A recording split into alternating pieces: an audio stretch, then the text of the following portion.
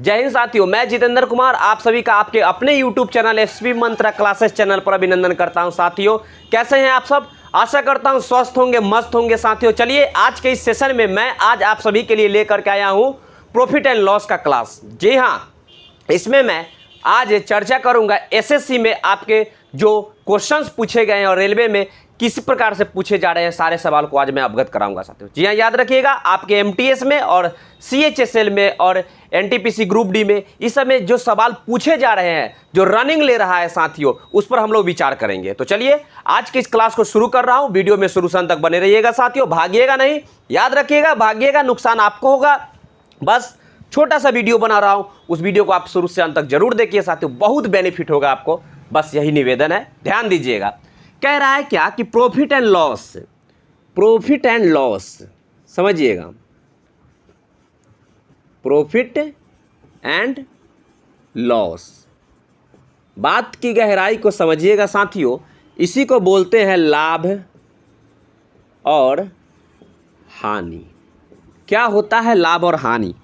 ठीक है, इन सभी बातों को हम लोग आज बेसिक से थोड़ा बहुत जानते हुए चलेंगे और तब प्रश्न को बनाएंगे जो एग्जाम में पूछे जा रहे हैं कई सालों से। ठीक है, और वो आने की पूरी तरह संभावना भी है उसकी।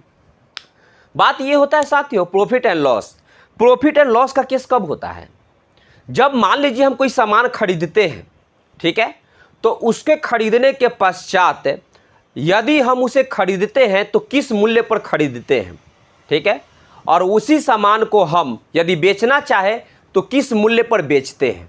ठीक है, इस दरमियान में जो खरीदी गई वस्तु है उसकी जो मूल्य है वह, और बेची गई वस्तु, उसी वस्तु को बेचने पर जो मूल्य रखे हैं हमने, उसका बहुत बड़ा यहाँ महत्व रखता है। बात यह है कि जब मान लीजिए कि हम एक वस्तु खरीदते हैं, मान लीजिए हमने एक साइकिल खरीदा, 4000 का साइकिल खरीदा, ठीक है, और उस साइकिल को हमने 4500 में बेचना चाहा, ठीक है, तो खरीदारी मेरा कितना हुआ? 4000 रुपया। इसी खरीदारी को हम लोग क्या बोलेंगे साथियों? तो उसको बोलते हैं क्रय मूल्य। क्या बोलते हैं उसको? हम क्रय मूल्य बोलते हैं, जिसको हम कॉस्ट प्राइस बोलते हैं और शॉर्ट में इसे सीपी से डिनोट करते हैं। बात की गहराई को समझिएगा। अब एक होता क्या है, अगर मैंने उससे बेचा तो बेचा ना, तो उसको हम लोग बोलते हैं विक्रय मूल्य, ठीक है, और विक्रय मूल्य है तो इसको बोलते हैं सेलिंग प्राइस। समझ में आ रहा है आपको ये बात?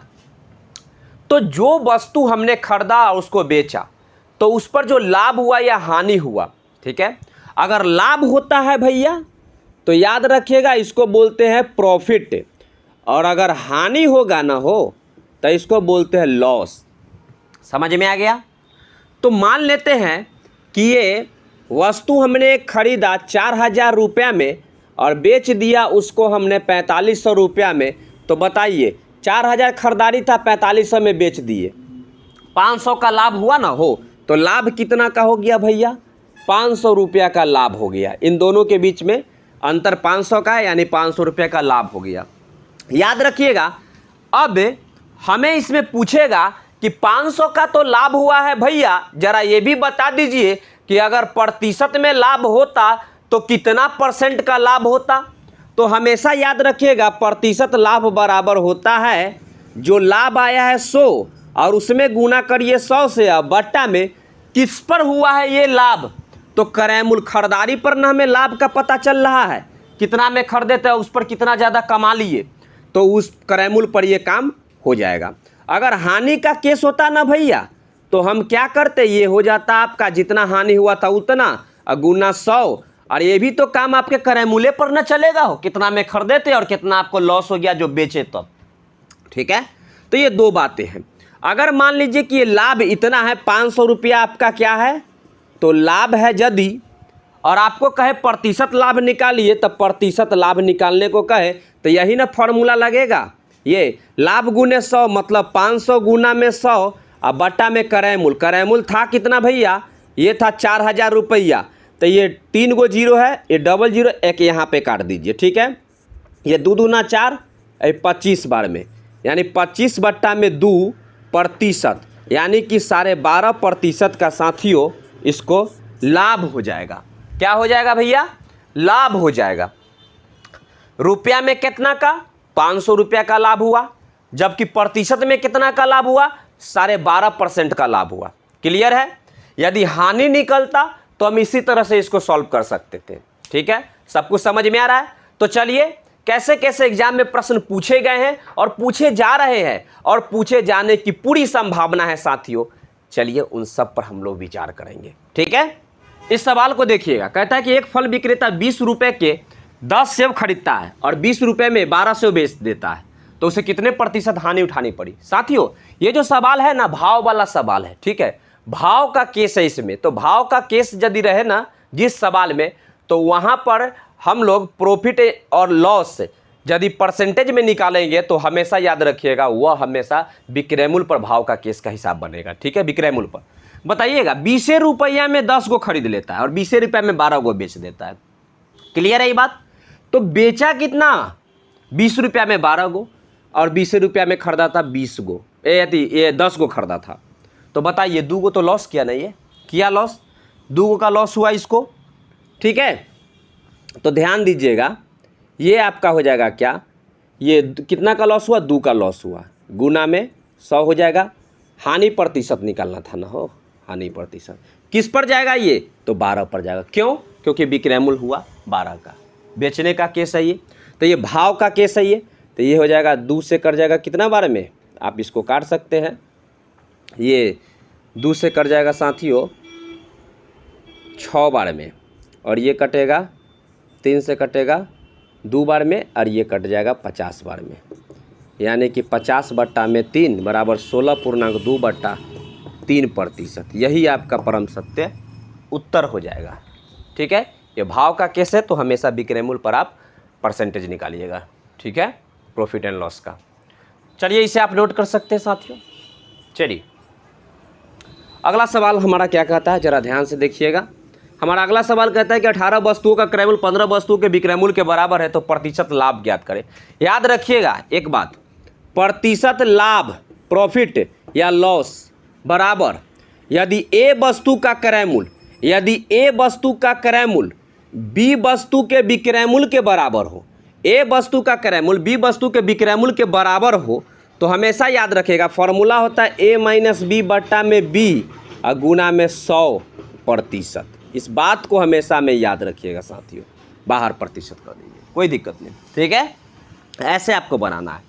बात की गहराई को समझिएगा। यहाँ पर a का मान है 18 और माइनस b का मान है 15, अब बट्टा में b रहेगा यानी 15 नीचे रहेगा, और गुना में 100 इधर हो जाएगा। घटेगा तो कितना होगा भैया? 3/15 और गुना में 100 हो जाएगा। 3 से कट जाएगा ये 5 बार में, 5 से कट जाएगा ये 20 बार में। अब लास्ट में प्रतिशत था ना यहाँ पर, समझ रहे हैं? तो क्या आएगा हमारा आंसर? 20% का लाभ होगा। देखिए 18 में से 15 गया तो 3 आया, प्लस में आया, इसलिए लाभ होगा। इस बात को हमेशा ध्यान में रखिएगा। प्रतिशत लाभ आया तो हमारा कितना परसेंट का लाभ हुआ? 20% का लाभ हुआ। यानी फॉर्मूला होता है ये प्रॉफिट एंड लॉस का a - b बट्टा b गुने 100%। कहीं कोई दिक्कत है क्या? नहीं ना है। सवाल क्या कहता है? सवाल में बोला है कि यदि क्रय मूल्य और विक्रय मूल्य का अनुपात है 5:6 है। देखिएगा ये है क्रय मूल्य और इधर है विक्रय मूल्य। ठीक है, इन दोनों का अनुपात दिया हुआ है 5:6 में। ठीक है, तो कहता है कि प्रतिशत लाभ क्या होगा। देखिएगा क्रय मूल्य कितना 5 का, विक्रय मूल्य 6 का है, तो इसका मतलब क्या है? लाभ कितने का होगा? 1 का होगा ना। विक्रय मूल्य में से क्रय मूल्य घटता है तो लाभ होता है, तो लाभ गुने 100 अब बट्टा में आ जाएगा क्या? क्रय मूल्य। ठीक है, तो प्रतिशत लाभ निकलता है। याद रखिएगा ये 5 से कट जाएगा कितना बार में? 20 बार में, यानी 20% का लाभ हो जाएगा साथियों। क्या हो जाएगा? ये लाभ हो जाएगा 20% का। कोई दिक्कत नहीं ना है। चलिए आप इसे नोट कर सकते हैं। चलिए आप इसे नोट कर लीजिए साथियों। ठीक है, इसी तरह से हम लोग अगले सवाल को देखेंगे। ठीक है, ये सब सवाल आपके एग्जाम में पूछे गए, एसएससी में, एमटीएस में, सीएचएसएल में, इस समय सब साथियों पूछे गए सवाल है। याद रखिएगा, और यही उठ करके आते रहता है, चलते रहता है। देखिएगा ये सवाल जो है सीपीओ में पूछा गया, देखिए 1, 2, 3 बार, और सीजीएल में पूछा गया है 2 बार। अब बताइए इतना आसान क्वेश्चन, और इसी टाइप से क्वेश्चन पूछे जा रहा है। ठीक है, यदि किसी वस्तु का, अगला सवाल है, 6% तथा 4% लाभ से बेचने पर, क्या कर रहा है? बेचने पर कह रहा है, सेलिंग कर रहा है। ठीक है, तो विक्रय मूल्य यानी एसपी का अंतर 3 हो, 3 रुपया का SP का अंतर हो तो वस्तु का क्रय मूल्य क्या होगा। बात की गहराई समझिएगा। 6% लाभ और 4% लाभ का क्या मतलब होगा साथियों, एक बात बताइए। 6% लाभ का मतलब हुआ कितना, 106%, और कहता है 4% लाभ का मतलब हुआ 104%। क्यों, हमने क्रय मूल्य को 100 रुपया मान लिया तो उस पर 6% बढ़ा करके बेचा जा रहा है तो 106 रुपया में बेचा जाएगा, यानी 106% का लाभ होगा। क्लियर है। 4% और लाभ ले रहा है, 4% पर फिर कर रहा है तो उसी वस्तु को तो 4% पर हो गया। तो कहता है कि इन दोनों के बीच में जो बेचने पर यानी 106% पर 104% पर बेचा जा रहा है तो इनके बीच का अंतर जो है ना वह 3 का है। बात की गहराई को समझिएगा। तो आप बताइए कि इसका वस्तु का मूल्य कितना होगा, यानी क्रय मूल्य पूछ रहा है, यानी कि ये बताइएगा आप, ये 2 कितने के बराबर हो जाएगा। गौर से देखिएगा, 106 में बेच रहे हैं, ये इतना में बेच रहे हैं, आप इसको हटा दीजिए, हट गया। देखिए 2 कितने के बराबर होगा, 3 के बराबर। तो कहता है कि 100 कितने के बराबर होगा, हमें 100 पर ना पूछ रहा है, क्रय मूल्य 100% मान लेते हैं, 100 पर पूछ रहा है तो 3/2 और गुना में 100।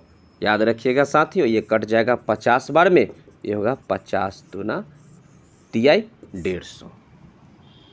क्लियर है, कितना हो जाएगा 150। हमारा यही परम सत्य उत्तर हो जाएगा, कहीं कोई दिक्कत नहीं ना है, 150 आ जाएगा हमारा आंसर।